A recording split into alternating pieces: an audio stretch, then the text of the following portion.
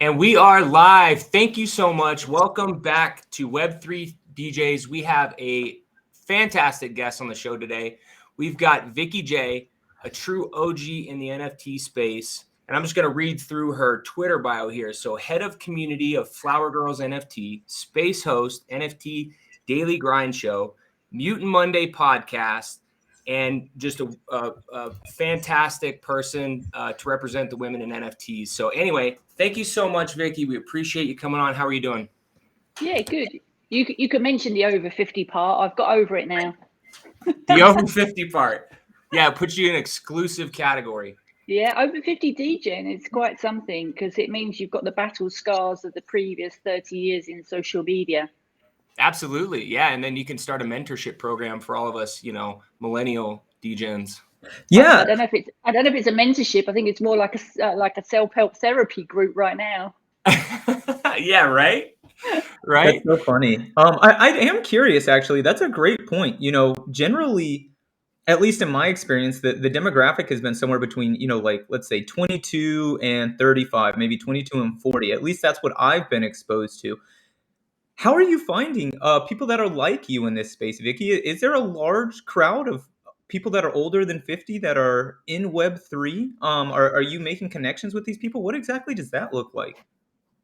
There's definitely a whole mixed batch ranging from some of the 13-year-olds that are in the space, 13 and 14, that you are quite vocal on Twitter Spaces, to ones that are building. I mean, obviously last year we had a point where I kind of remember there being a young coder out there, and it came out of the blue, this project, and I was like, I took a look at myself afterwards because I was one of the first people that went, no way. It's just like it was so weird that this project dropped overnight. No one had heard of it. This kid was supposed to be 13 and obviously lived to eat my words because he was in fact I think 13 and had his dad's help, ranging up to I recently met a lady called Carrie, who I'm going to interview on my podcast, who's in her 70s, and she actually bought 2 Bored Apes.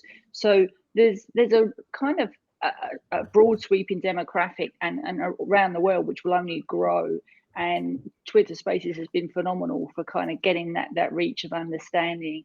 And you can kind of sometimes see by the way people respond to stuff as well, and how they reply, their age group, and the fact that, as I say, because I'm now in the kind of the upper bracket of Web3 people, I'm old enough to remember, obviously, before we had computers, and I sound like my grandma now. Like, I remember when we had a computer that was bigger than the size of the table.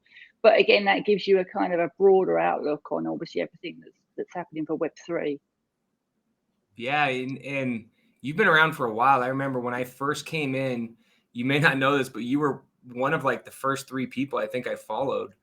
And what I was doing is I was looking for people that had .eth endings, and I was just following everybody that had a .eth because I was like, well, they probably know what they're doing if they have a .eth. Because what I did was like, what is a .eth? And once I figured that out, I was like, I gotta have that. And you had that, and I think at that time you were talking a lot about Gary Vee says that we should be creating content. I'm going to put myself out there. I'm just going to do it, and you did it, and you've kind of over the last year have grown significantly. But what is your how did you get into NFTs? I've heard a little bit about your background, but maybe you could share, what your background was before, and then how you got into NFTs and what you're doing now. Yeah, I mean, I started running my own business probably about 20 plus years ago, and I basically started it on my own and built it up till the tail end of that was 2 shops, 15 employees, about to hit a £1 million turnover. And when I was on that journey of growing from a business that I started on my own to build up, I, in the course of events, met Gary, just liked his content, ended up saying to my husband, going to drive up to Liverpool. There's this dude called Gary Vee. I've not met anyone that I resonate with as much as him in the sense of what people are not getting about social media. And I kind of got there early enough, drove for 8 hours, sat there front row. And it was funny because back then, you're talking 7, 8 years ago, there was a crowd of maybe, I don't know, 200 people. And there was probably only about 3 of us that actually understood him. like we got where he was coming from. We were like nodding heads and like, we get you, and everybody else was just like, who is this kind of guy? And over the course of from that point onwards, I ended up there. He did Ask Gary V show, and when they got to episode 100, they put out a call and said, you know, it's an open invite, anyone that wants to come. And 3 of us in the kind of like the social communities, like basically just 2 Canadian guys and myself in London, you went, yeah, that sounds cool, that's going to be good. And I remember Gary's team reaching out, they like, we've just heard like you're flying from London for this like 30-minute show, is that true? And I'm like, yeah. and I think as well, because around that time there was also another social media app that you guys might have heard of called Meerkat. And Meerkat was the kind of precursor to Periscope coming out. And when I saw Meerkat, and a dude was wandering around with his phone, like videoing a trade show, which was like their opening kind of, this is, you know, this, I think they got an influencer maybe to go around with their phone and video stuff. And I was so excited. I was like, this is amazing, because being a business owner, like I can live stream my store, people can see what's going on, it's interactive. And we did 18 hours a day of video content, like for a long time. And a lot of that's how a lot of American people got to find kind of this weird British lady and her husband and all their staff as well, because like we built up, there was like this crazy leaderboard, and I'll never forget, because it was just so bizarre. You had this kind of top 10 leaderboard, and then you had our company called the Funky Fairy, and then you had above us was Madonna, below us was U2, and then about 3 or 4 down was Gary. And I always used to laugh, because obviously they'd only have to stream once, and their kind of points on the leaderboard would go batshit crazy. But I used to take screenshots, because I'm like, this is like not the real world. Yeah, it was a crazy time. So we did Meerkat for a long time, and that's kind of how I ended up being. And then I ended up obviously at so many different kind of conferences because of like the live stream aspects and people getting to know our company, that I ended up being at so many events that Gary was at. It just became like a thing kind of thing. It was like the in joke about, I'm kind of like your stalker, because wherever you are. And then of course, then NFT NYC last year, it was a lot of people have asked me whether it was pre-planned. So those that don't know, my Twitter bio, I got a pinned video where I was asked to go up on the stage at NFT NYC. And you can hear Gary's voice, hello, Vicky, because it's like there was no staging. Jody, one of the organizers, asked me up on stage, and I'm like, oh my God, like I obviously not planned for that to kind of happen. So to get up on stage, there's a lot of people in the kind of NFT space that know me through the synonymous video of clambering up onto the stage with no steps with my pink hugs. But you know, it's funny. I was like right in front right there when that happened. You were like 2 away. You were like right there, and I was right here. Yeah. And then of course the other thing that happened from that video is that after speaking up and sharing my voice, that a couple of speakers later was a lady called Emily who asked her question, and obviously everyone was standing up and clapping and cheering. And when we finished that event, we were outside, and Emily actually came up and introduced herself as a V friend, and basically said, you know, I couldn't thank you enough. And I was like, I was a bit confused. I was like, well, why? She goes, well, I'm an introvert. She said, I never ask questions. I never put my hand up. And she said, hearing that you were like kind of just brave enough to put yourself out there and get up. She goes, I shot my hand up and then was super surprised when obviously I got to ask a question.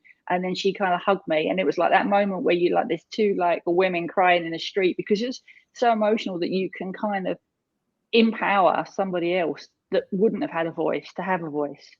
That's super cool. So was VeeFriends the first NFT project that you bought? Yes. Wow. So are you still, I'm assuming you're still holding your VeeFriends Series 1? Yep. Yeah. They're just tucked away. They're like a savings account. They're just there in the back. And again, that was a conversation because I'd also done Gary's 4Ds program. So when what is that 4Ds? The 4Ds, so that's like a business program that they roll out as well, where you can go to VaynerMedia and you have like a day of immersive experience. And I remember like a group of us kind of being together for Gary sort of talking to us about his up and coming project.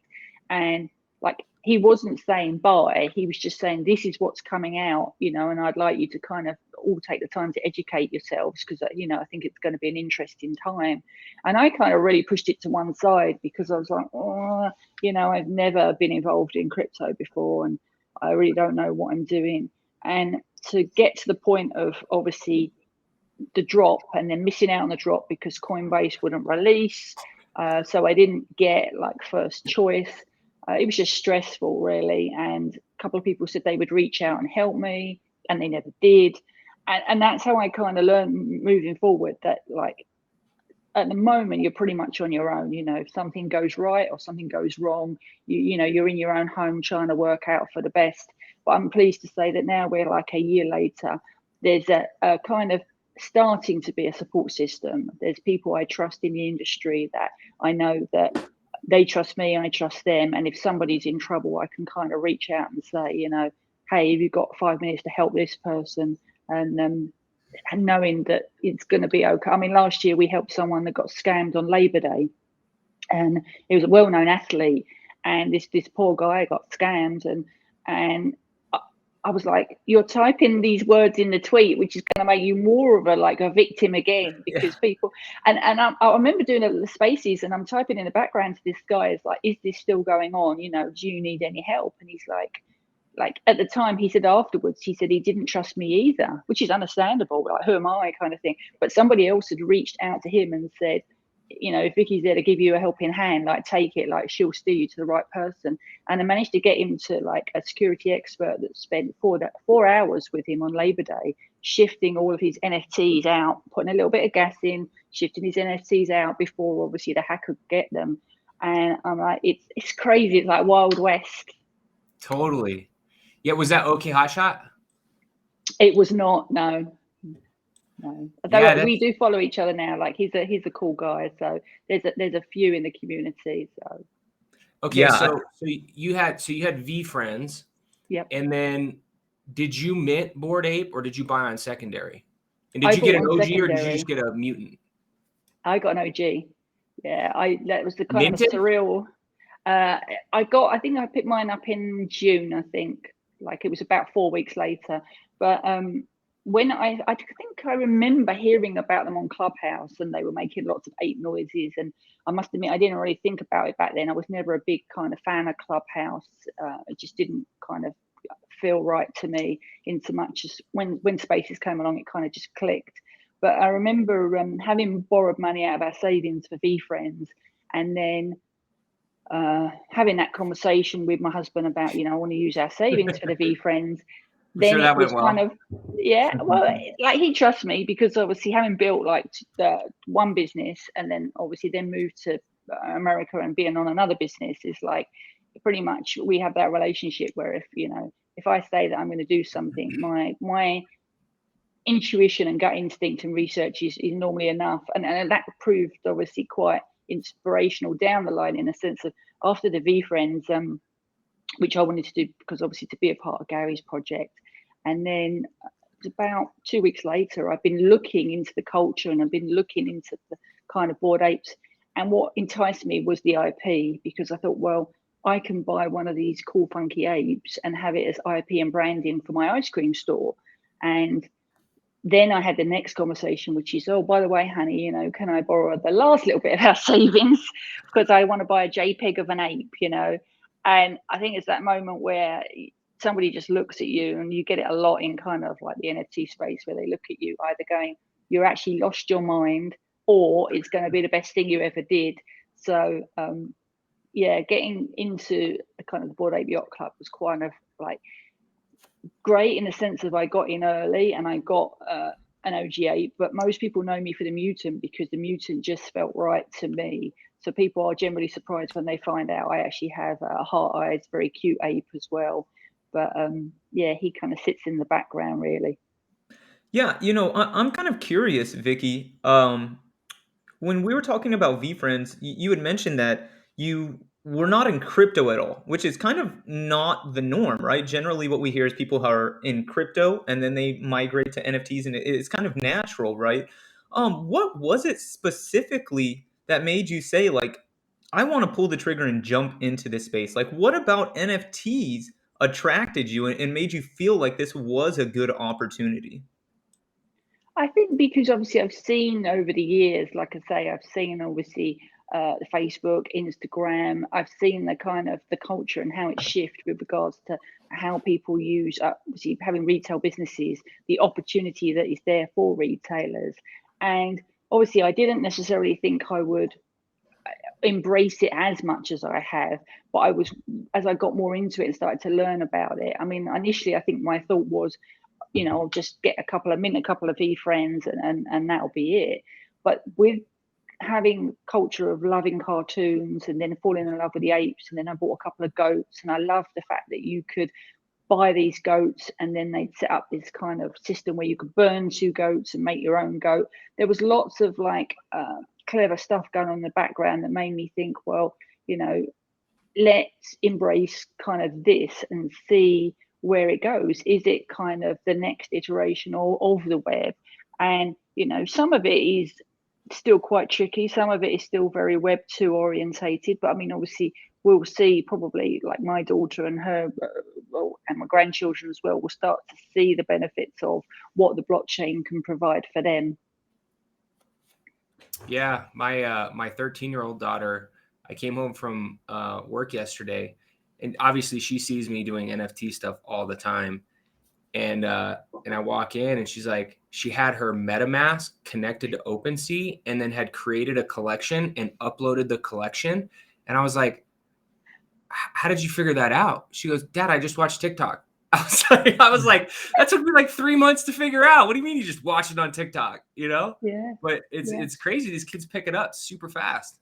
Yeah, I've got 3 children. 2 are a lot older. 1 grandchild, and the youngest of my 3 is 14, and she's been using Minecraft for 4, 5, 6, 6 years now, constantly.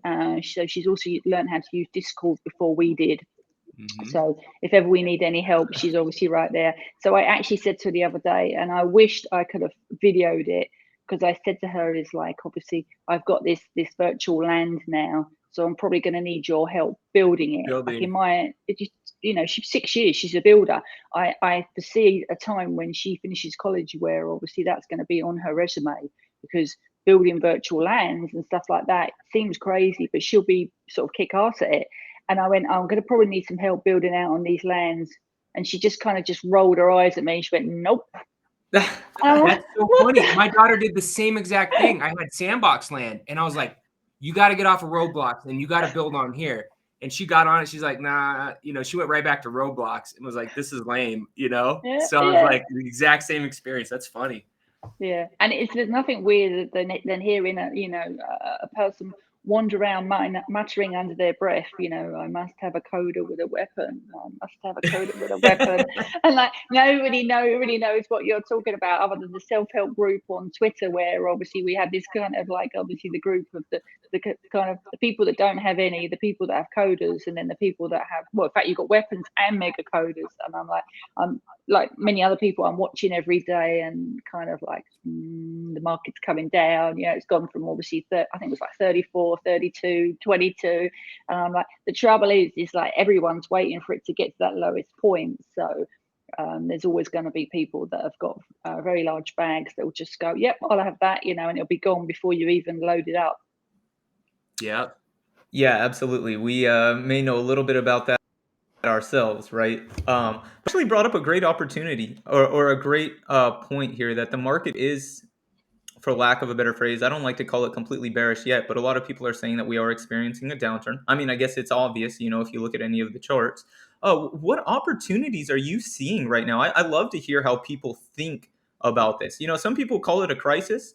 I like to say, even if you are going to call it a crisis, you should never waste a good crisis. So what opportunities are you seeing from the market right now? It's a tricky one, because everyone is so different in terms of obviously what position they're in. If you've got your position in good projects, then it's just, for me personally, it's very much a waiting game. It's like, I'm not in any hurry. I'm kind of, not say happy in the happy sense, but like, I haven't overinvested, so I don't have to worry that there's going to be serious consequences. and very much if everything was to go to zero like an hour from now, yeah, of course I would be devastated and sad, but not maybe in the reasons that everyone thinks. Not because I've lost money, because I will pat myself on the back that I took a chance, but more the fact that I know that I have friends and artists that use that money to feed their families, use their money to pay their rent. So I would ultimately be more worried and sad for those people in our community than, you know, not everybody has that extra money to buy when it's low, sell when it's high. And some people obviously don't understand. I'm not into kind of stocks and shares, so I'm learning a lot of the kind of basic kind of things when people are talking about everything from I don't know, USDT or whatever. A lot of it kind of goes over my head. I'm like, I don't understand it, but I'm trying to learn it because somebody comes in the community and asks me, and I'm like, you know, if I can defer them to somebody else that can explain it better. But yeah, I mean, it's quite kind of humbling to see when you have, you know, you have a free airdrop given to you of X amount and you go, oh, that's, you know, that's really nice. I wasn't expecting that. So you have that figure, and then all of a sudden, you know, you look at it 3 weeks later and it's maybe 30% of that original figure. And you go, for example, with the apecoin, I looked at it when it was like 20, and then it went to 28, and then it went back down. And I had thought about obviously my position there, and I decided that I actually was going to do one thing, but because it was our daughter's birthday, I ended up doing nothing. So it is what it is. It's like, I don't, like I said to my husband, it's like I said to him I was going to sell at a certain price, some of, and I didn't. And I can't be mad about that, because the way I look at it is that apecoin is an ecosystem that will be built. And, you know, if it's worth 8 or it's worth 30, I'm in for the long haul, because I'm excited to see what they're going to build, you know, and it may pay off, you know, it may not. They've got these investors on board, but certainly the friends that I've met within that ecosystem, and that was tough. That was slightly tough, because I think going into the Bored Ape Yacht Club, and when I first went in, I was quite timid and shy, in the sense of like the apes are very vocal and very loud. And then I kind of had to take a very different stance, because I realized very early that there's lots of ape holders that are female, but they stay in the shadows. And so started doing the Mutant Monday podcast to kind of get it out there, kind of thing, and just be a little bit more kind of prominent in the sense of, well, you know, I'm here, kind of thing. So it's a kind of like a safe place for other women to come. So I think you have to have a thick skin. If you ever go into the Bored Ape Yacht Club Discord, you do have to have a slightly thicker skin and understand the meme culture. And that's something that I kind of really, really enjoyed since I've been around, is the memes and the GIFs. And several of the community members have made me some amazing GIFs of Vendetta, my mutant. And that's the part of the community I enjoy. And that sounds bizarre. It's like, you know, I don't look up every morning and go, oh, you know, when moon, when millionaire, what money have I made today? I'm like, what gift can I make today? What, as you know, some of the gifts and that kind of thing. But yeah.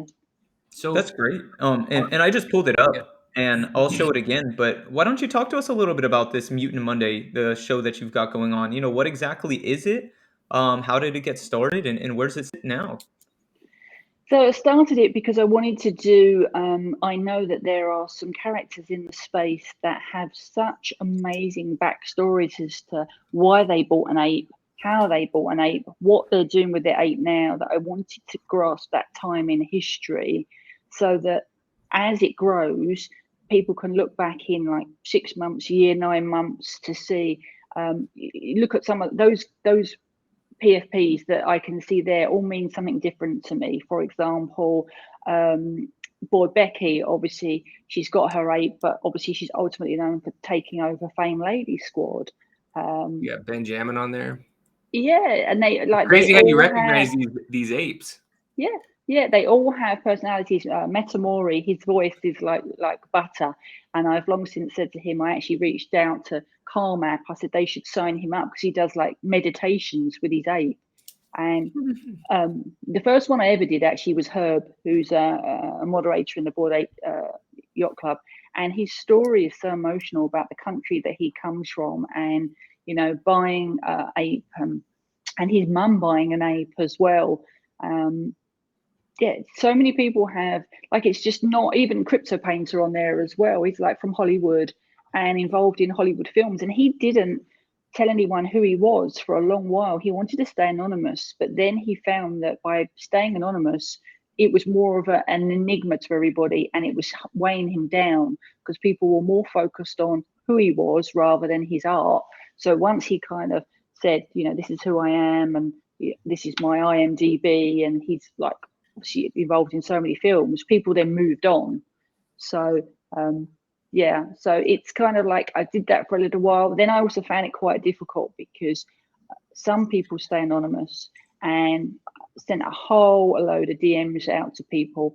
And this is one thing I would say is that people are surprised about is for every, I don't know, say for every 10 DMs I sent out to people, would you like to be on the podcast? And this is what it's about. This is what I'm doing. I maybe, if I'm lucky, got one response.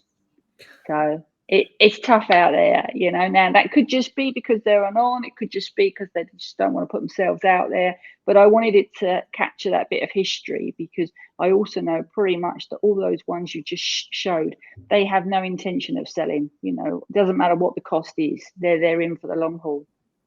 Yeah, we got a buddy of ours. His name's Rowan. Shout out Rowan. He's a day one holder. I don't know if he's day one. I think he bought it like a week after, but he has no intention of selling. None of this stuff matters to him. It's that important, which is kind of crazy to think that you have that strong of a community. So just moving on, you're in spaces. Like I was going to ask you on a daily average, how many hours are you spending in spaces? If you just had a guess. I have no idea. And the reason why I have no idea, I think, is because what people forget is, and people don't realize, is that I get asked to be on, like, as a guest and as like to be interviewed on spaces a lot. And when I explain to people like what my timetable is, they're like, oh shit, that's not going to work. And I go, that's what I've been trying to tell you. So because I have obviously my normal job, which is obviously I own an ice cream store, and we used to be 7 days a week, but now, like, I've taken a stance that, like, from this year will be open 6 days a week. So from 6 days a week, from 2 o'clock in the afternoon till 10 o'clock at night, my store is open and I'm there. So then that means obviously I don't get home till 11 at night. So when people see me on spaces, more often than not, I'm either driving to work, driving home from work, or I'm in the store, for example, like in the afternoons. It won't be the same in June, July, but like, for example, yesterday, we had a power cut.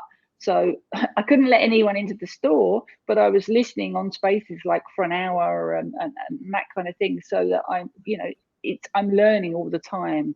So it seems like I'm just kind of sitting in a room on spaces, but I always say to people that know me, is like, sometimes in the back channels, they'll invite me up and I'll message them and say, I'm giving you a heads up. Like, if you don't hear from me, there's a good chance that I'm serving customers. So don't call me out, because like I'm listening in my earpiece in one ear while I'm serving. And then they'll go, and over to you, Vicky. And I'm like, not over to me. That's so funny. Yeah, I think you actually kind of brought up a really great point. And something I've been thinking about personally is, this show will be on YouTube. And so what I've tried to do is, for a number of different reasons, start to watch NFT videos or crypto videos on YouTube. And I've tried to use that as, a way for me to continue to learn. I consider myself a lifelong learner. This space is no different. But that being said, there's something about just getting into a Twitter space that makes it stick. One, I don't know if it's just because it's raw. You can ask questions. You're getting, answers to something that you specifically have a question about. If it's the type of people there, if it's the content that's being talked about. But I feel like no matter what, I learn way more from Twitter spaces than I do anything else. Because we've got the right bunch of people, and for the most part, everybody's in it for to learn, and everyone realizes we're all at the same point. There's no experts, there's no stupid questions. And also, I think it helps with obviously what we've had going on in the world the last couple of years. People have missed that human connection, And when I did the daily grind show for a long period of time, I did an hour a day, and people would come that had nothing to say other than just want to be part of like a pub chat where you all come into the pub, and the iconic thing of just guys sitting around a table, you know, talking about the weather or whatever, that kind of connectivity. And I think that's what Spaces has done, because people that feel conscious about how they look maybe, or something that's going on maybe where they're streaming from, Spaces takes away all that. It's just a voice to voice kind of thing. And the fact that people can engage, come up, and people that don't have a voice normally that you can say in your show is like, I would love someone to come up that's never spoken on Spaces before. And over the last kind of like 9 months, there's been people that have gone on through the initial streams last year to launch their own shows and say to me, you know, you're right, once you like riding a bike, you keep going, it gets easier. And even now there's big spaces that I get for whatever reason. I ended up on a big space yesterday, and somebody said to me, how comes you ended up, like, they literally said to me in the DM, how comes you ended up on there? I went, I hit the request button like everybody else. I said, but I do think that there's the backstory to that, is that the person who accepted is a human at the other end, will also know that I will give my view if I'm asked, and I won't flannel it, but I also won't scream and shout. I'm not gonna mess up their space, you know, and cause kind of just trouble kind of thing for the sake of it, and try and be impartial on some counts, and always making sure as well, whenever, like if it's certain discussions on Spaces, it's very important when it's the NFT space, that if it's kind of an elevated space, that it is discussed whether you hold bags in that position, as opposed to your view about why you should even be able to kind of I think the biggest hurdle we face in NFT space is not money right now. I think is empathy. Yeah. So aside from your spaces, what is your favorite space to be on or to listen to? Oh, I have lots of different ones that I kind of go. I love Captain and Steve Bark's Coffee in the Morning. That's always a good Which one. one is it?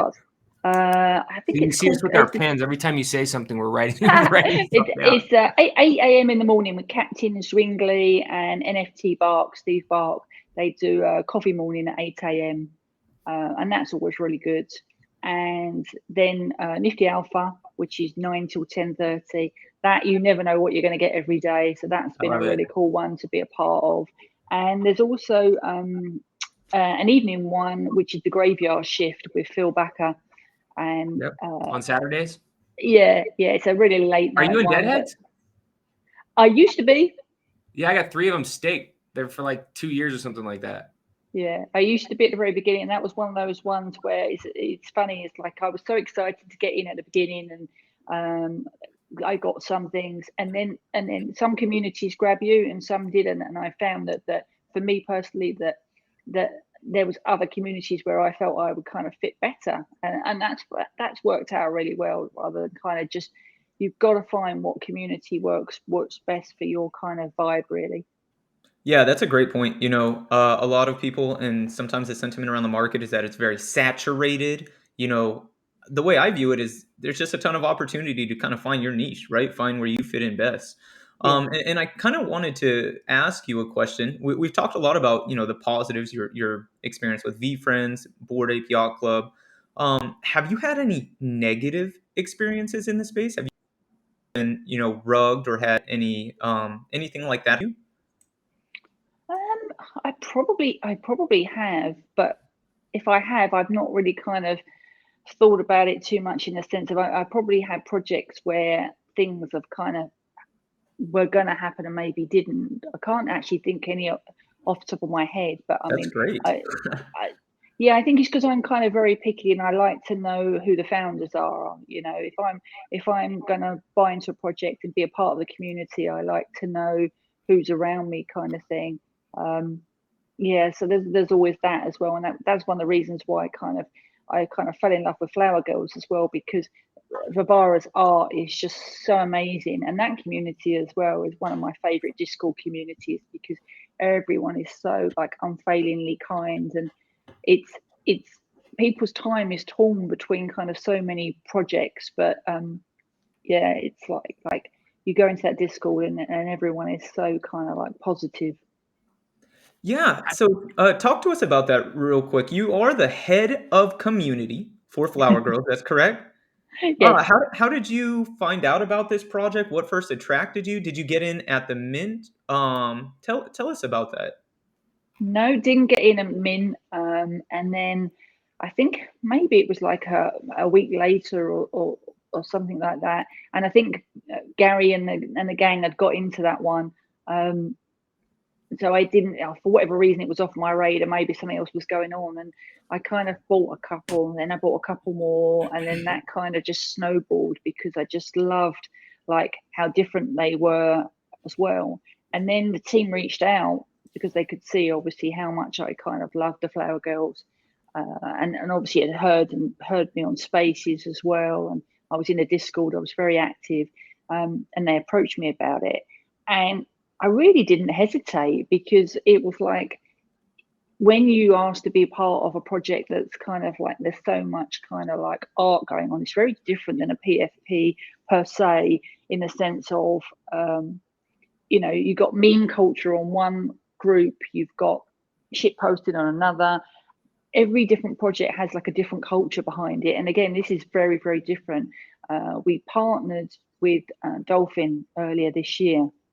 And there's so many things in the background that are going on with regards to PR and marketing and things that are happening.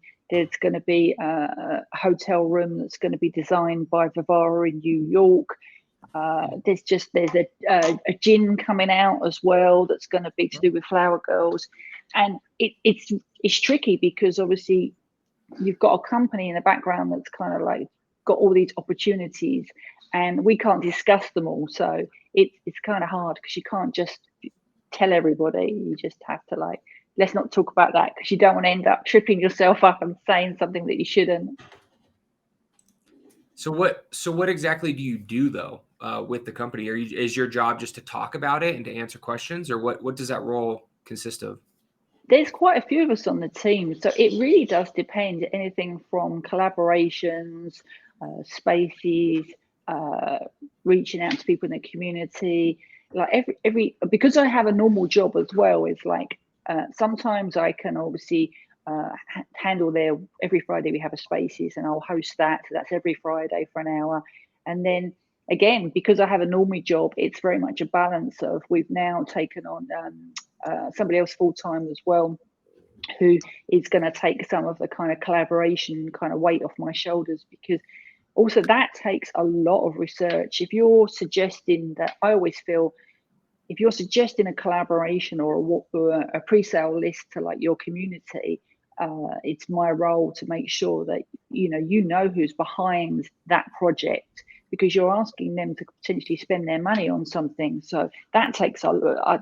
I don't even think people realize how much time that takes to research.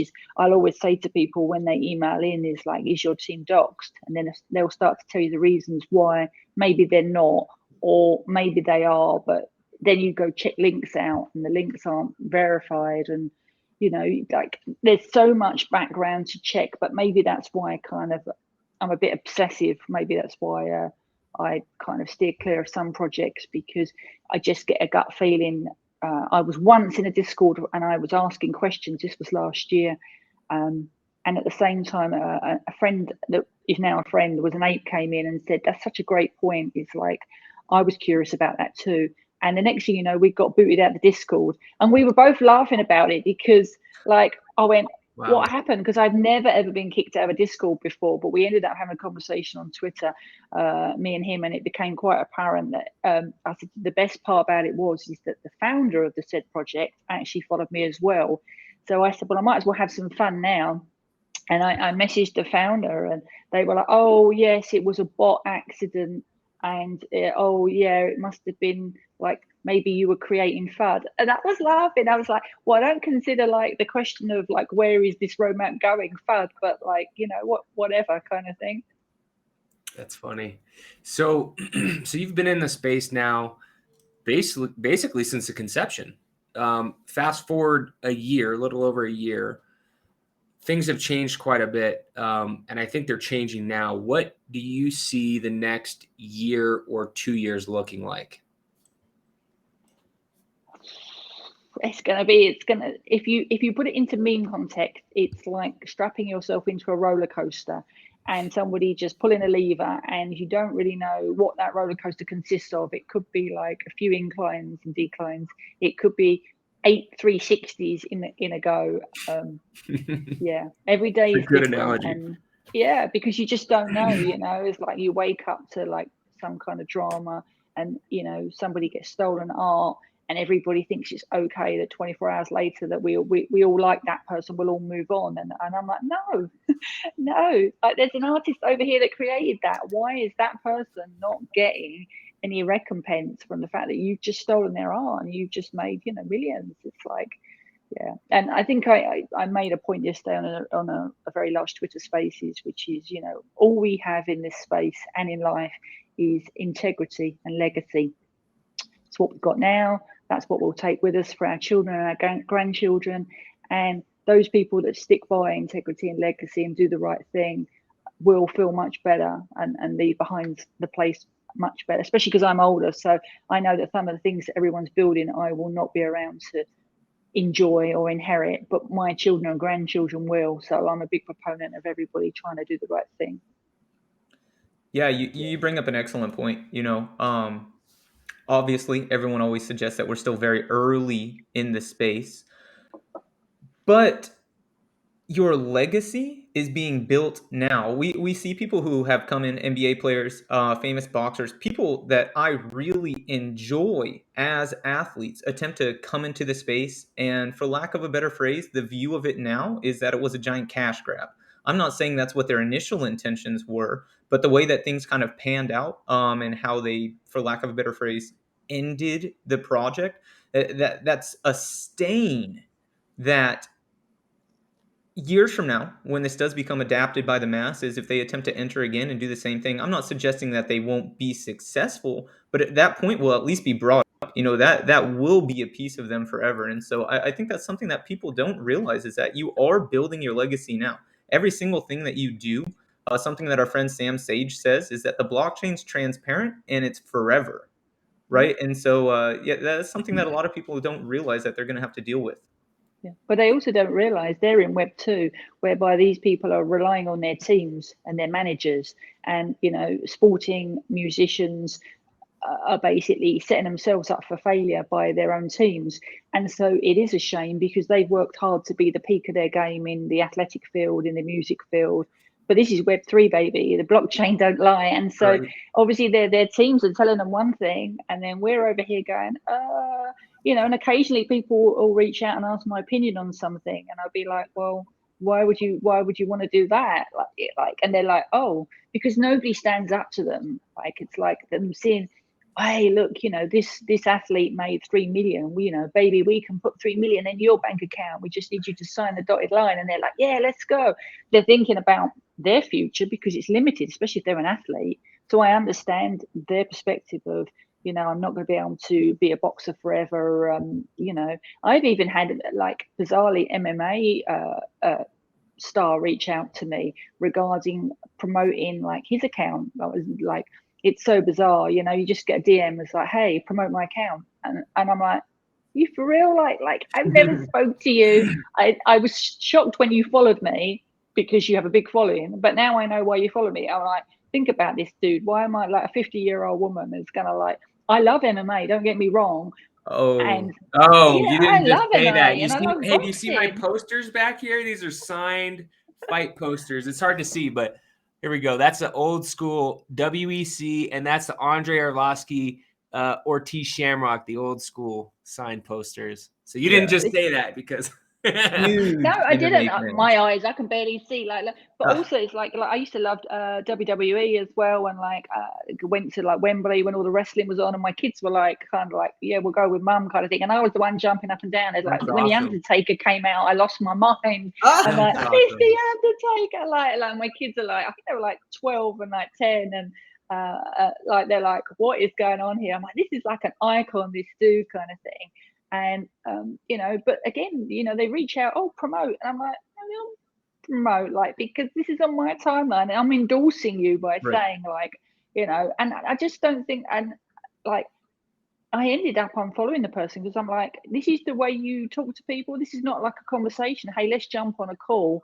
I loved, you know, 10 minutes of your time. And, you know, you just have seen that obviously I'm someone in the space that's like around a lot. So then by me retweeting, it gives you kind of that it's okay sign, because, you know, somebody in the space is like, I pick and choose very carefully about obviously what I say and do, because I'm conscious of the fact that, you know, aside of the blockchain and social media as well, is like, it's your integrity. So, if you could do anything in this space, because you've been collecting, I know you're a business owner, you're now involved with Flower Girls, but if you could accomplish anything in the space, what is that? At the moment, I used to get asked, not so much now because the space has got a lot busier, but I used to get asked a lot last year about when projects, when are you going to do a project? And I used to laugh at it a lot because I used to get asked every day, and I'd be like, just because I can doesn't mean to say I should. Like, just because I have the ability to create pictures, do drawings or whatever, doesn't mean to say that I should. Just because we can, we don't have to like jump at everything. And I'd rather do, if I do anything in the future, I'd rather it be kind of considered, because again, it's on the blockchain forever. It's like, you know, I'm not the greatest drawer in the world, but if I decide that I want to put a project out because I decide to have an epiphany and go, oh, let's go draw, I want it to be the kind of the best that it can be. It's like, at the moment, I love doing fluid paintings when I get time and I'm not working. I love taking photos, and that's how my GM starts, with generally a photo every day of Florida. But we'll see where it goes. Like, I don't feel the pressure of like that I should put something out there and just say to somebody like, I have ideas of what I would like to do, but we'll see. It's like, yeah, we'll see. I'm excited because, you know, it's more exciting to have the opportunity and to be grateful and blessed that you can, than just rush in like a bull in the china shop. You've had some excellent quotes here today. That's at least the third one that I felt like, wow, that might be just kind of a good clip on its own. So that's really great. Vicky, I do have to ask, we'll make it hypothetical here. If you were to launch a project, what MMA fighter do you think would fit in nice to partner with for your project? God. If not, you can just tell me. Really, this is just a roundabout way of me wondering who your favorite MMA fighter is. I still, it's going to sound weird, just because I think it's about the story and about the characters. And I think even though he's a character in his own right, and obviously I'm English, Conor McGregor is just crazy. Like, Sure. he's like, why are you throwing like chairs at like a coach, you know? Why? And once I watched his documentary, and then you see all the kind of background, and you know the pressures that these stars get, and how their egos change. But yeah, he's the meme cult. I love his meme of, yeah, I can't, well, can I swear on here? Yeah, do your thing, Yeah. Vicky, come on. So one of my favorite memes, and I put it in a Discord a lot, of when people, like, sometimes people come in and say something that like is just completely weird. And one of my favorite gifs is Conor McGregor, where it's like, who the fuck is this guy? I knew that. I put that so in, funny. and they're like, what? Like this, and I'm like, because he comes marching in with like, and again, it's the same with the wrestling and stuff like that. It's the narrative and the story, the entertainment that we enjoy, you know. And some of the people aren't. One of the things, you meet people in real life, like NFT, MYC, and you see a character that's purported on video or on Spaces or whatever that is large as life, and then you meet that person, they're like, hello, how are you? And you're like, is that the same person? And that's probably the one thing that I've been kind of told, that over the kind of last 20 years of being on social media, people, when they do actually meet me, they're like, oh, you're the same as like you are, like you're like in real. And I'm like, yeah, I'm just me. Like, I don't have to like kind of build up any kind of storyline. I think that's the thing, is like, whereas other people are building a narrative of their personalities.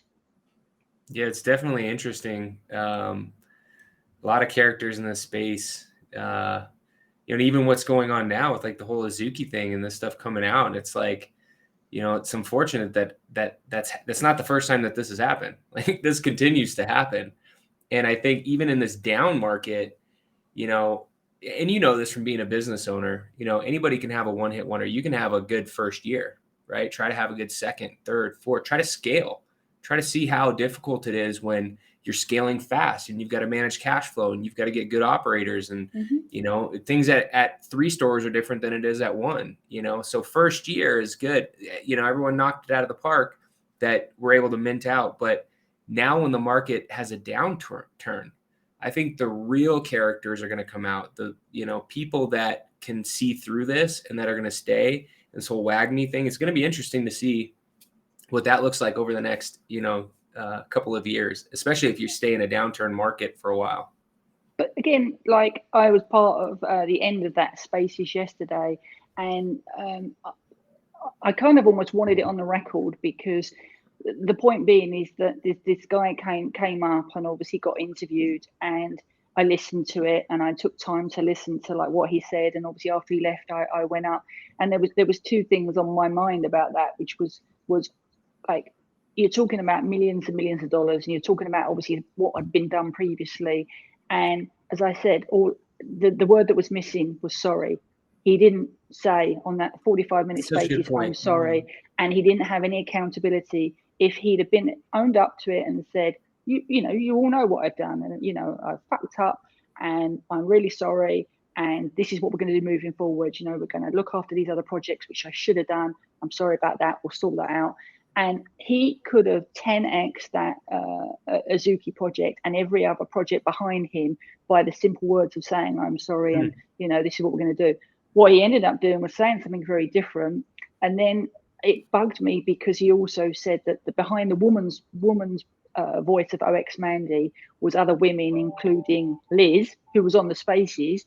And then at the very end of the space, Liz turns around and says she's only been working for Azuki for 2 weeks. And I'm like, it's like, I actually went back and listened to it because it blew my mind, and I timestamped it on a tweet, because I'm like, if you're going to make a story and you're going to lie about it, be sure that obviously these people are going to be listening to it, so that they know the content and the integrity of the person saying it.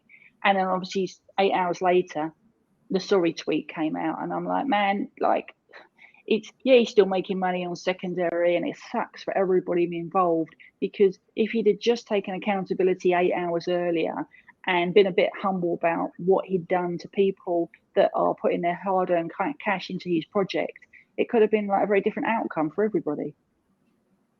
That, yeah, no, he couldn't have said it any better. That's so interesting. You know, that's all people want to hear is like, I'm sorry, you know. Yeah. It's And you've seen it. There's answer. projects in the space that, you know, you've got AJ, when the project went wrong with Vayner Sports and Gas, and, you know, you've got all sorts of different projects where things have happened with regards to avatars as well.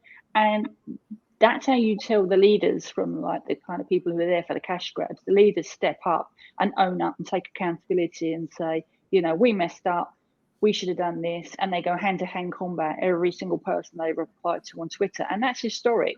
So then, you know, your money's never going to be 100% safe, because obviously it is what it is. But, you know, you've got some part of the project that you're involved with somebody that is there to be a leader.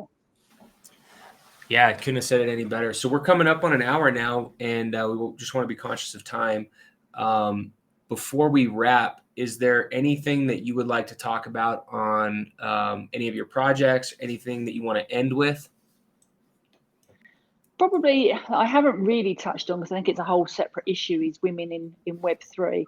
And I think that it's a whole different ball game and subject, but there are many women that are desperate to try and break through and are not being given the opportunities that they should be given. And I think because I'm a bit older, I'm more like I'm coming through that door and I'm kicking it open, because I got so fed up of waiting for a man to hold the door open for me. I'm like, okay, if you're not going to hold the door open for me, and we're going to like do, because I'd rather we do this together and we're a team, but if you're not going to do it, then I'm just going to kick the door in and I'm going to come in anyway. And I think that's what you know, some of the women have started to realize, is that they either need to build stuff themselves because they're not being given the opportunities.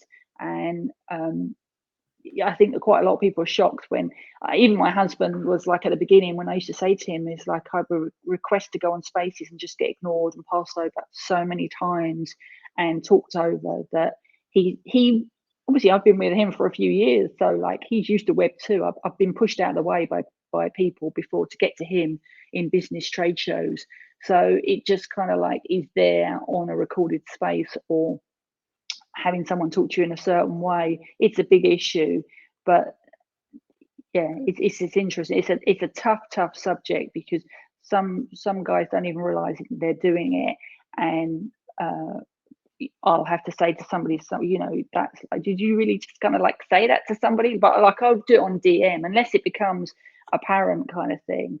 But it's, you know, it's sad to watch us not be a community of like people as opposed to kind of like the battle that is having to get a voice in the space sometimes. Yeah, you know, Vicky, you nailed it. Um, you can't undermine the influence that women have had in establishing culture, art, you know, all of these things. I need your help, and obviously, I know this might not. I'm not asking you for some sort of magic solution, but what can I do? You know, is there something? Okay, so let me digress. What can I do? I know obviously the answer is let's onboard more women. Help me understand how. My fiance, for instance, I tell her all about the space. She's very happy to help me. You know, pick a piece maybe that I'm deciding between from a visual aesthetics perspective. But how can I really help her take the step to, you know, go from just helping me pick out a piece to becoming involved in Web3? Well, first she's got to want to, because that's the other thing. Not everybody wants to be involved in. They see it as a fad. Um, but again, by her having, you know, her own wallet and understanding about the basics of a seed phrase, and even now, like I hear people like things go wrong and they're like, oh, can I get a refund for my gas because it didn't go through? And it's very easy to go, no, there's not like a customer call center where you can get a refund for your gas. And it's like, oh, you know, well, I got hacked and this person over there has got my NFT. Can you get it back for me? No, you know, it's like when someone gets hacked, there's multiple victims. There's the person that originally got hacked, then the person that ends up buying it. And there's so much to educate people, and people are nervous about coming in. But once you give people confidence to kind of understand the basic functions of the fact that your seed phrase is the most important thing you'll ever own. My quick analogy before we have to wrap is that a seed phrase, look at it like this way. If you go into like Web2 terminology, it's like the seed phrase is the keys to your house. So if you go off to work and you leave your front door wide open and you come home and find there's nothing else in your house, you don't ring the police up and say, hey, look, I left my door open. Somebody's come and robbed me, but like, you're the police. Can you pay me back? Like the police would be like, what? Like, well, no, you left your door open with like wide open for the criminals. And that's exactly your seed phrase is like, you never share that with anyone. And I think that education needs to be of paramount for people to be able to want to feel comfortable to stay in the space as well. So hopefully over the next kind of few months, there's lots of projects out there onboarding more women into the space and educating people so that they don't feel like it's just like they're going to lose everything. Absolutely. And couldn't have said it better myself, of course. What it all comes down to is knowledge is power, right? We want to become more powerful. We need to continue to educate ourselves and that sort of thing. Vicky, this is an outstanding show. Really, it's been really great to hear about you, who you were before Web3, how you've made your transition into Web3, the success emulated, not just from a fiscal perspective, but just the presence that you have built in Web3. So I want to end with this. If we are making the Vicky J documentary, who is playing you in this movie? Me, of course. Great. Absolutely. That's perfect. Only I can be me. I mean, you know, like it's like, yeah, that would be like, yeah. I think it would be too. There's been so many weird circumstances that, like, when you look at the videos of things that have happened in the past. I'm a big believer of serendipity, and everything happens for a reason. And Yeah, a bit like when I discovered that Jimmy Fallon followed me on Twitter. I was just scrolling through because people saying Jimmy Fallon had bought an ape, and I actually ended up videoing the clip where I'm like, wait, what? Like Jimmy Fallon had followed me and I wasn't following him, and it was one of those awkward moments where you go, oh, like this is like Web3. It's like you never know. Like it's bizarre because you start to go, well, why are these kind of celebrity people following me? It's like, you know, I'm just me kind of thing. But it's like a meme. I don't take it seriously. Like it's like and I think the following day Paris Hilton followed me, and again I didn't take it seriously then. I'm like, man, it's just crazy. And then one of my friends walked into a space where Carol Baskin and I were talking about a project, and he literally went, I never know when, like, I see you speaking in a space, and I went, welcome to my world. And it's just like the craziest space, the craziest ride for all of us. Ladies and gentlemen, that has been Vicky J. Thank you so much for coming on our show. Can't wait to see what the next few years brings for you, and hope our paths cross at NFT NYC this year. And other than that, we just wish you the best success. And if there's anything we can do to help you out, just give us a holler. Perfect. Thank you for having me. Have a great show. Awesome. Absolutely. Take care. Definitely. And again, everybody, if you guys enjoyed this type of content, the best thing that you can do to help us out is tell somebody else about it. Otherwise, the second best thing you can do is like, comment, and subscribe. So thank you so much for tuning in. What you'd like to see on your next show. Until then, we're the Web3 DJs. Peace. See ya.